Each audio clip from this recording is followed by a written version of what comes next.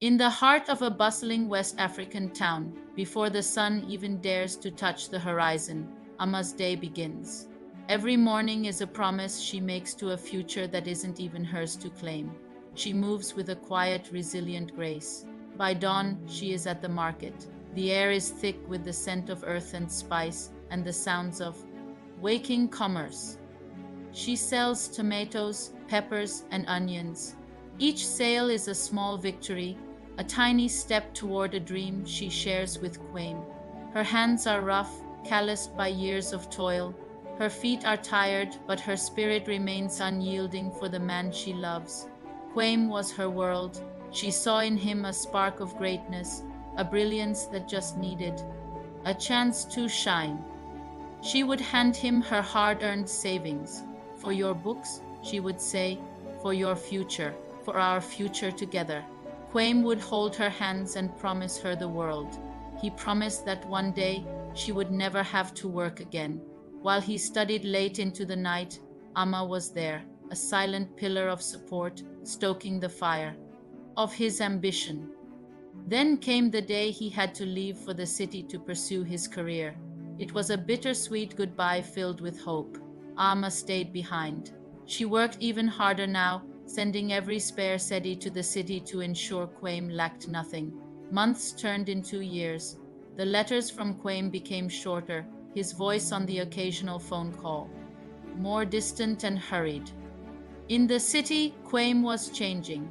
The taste of success was sweet, and the simple life he left behind began to fade.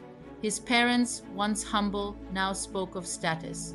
They saw their sons rise as their own ticket to a more lavish life. And then there was her, the new woman. She was everything Amma wasn't: sophisticated, wealthy, and polished.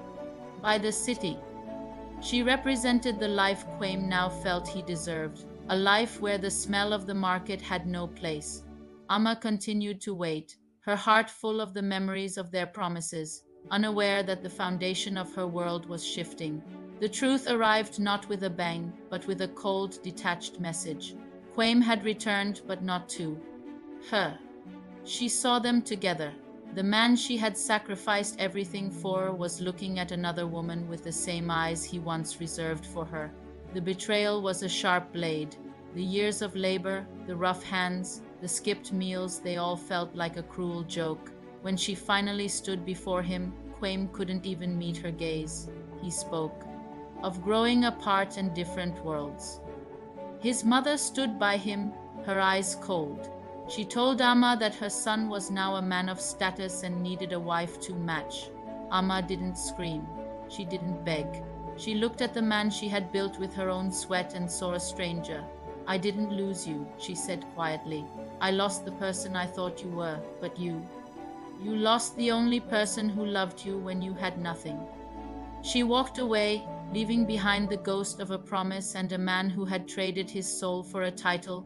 The market didn't stop for her heartbreak. The sun still rose, and the tomatoes still needed to be sold. Amma was back at her stall, but something was different. The weight she carried was no longer for someone else's dream. She was building a life for herself now, a life rooted in her own strength, her own resilience, and her own worth. Sacrifice is only noble when it is honored. When it is betrayed, it becomes a hard-won lesson in self-love. She learned that her value was never tied to Quame's success. Her value was in the hands that worked and the heart that survived.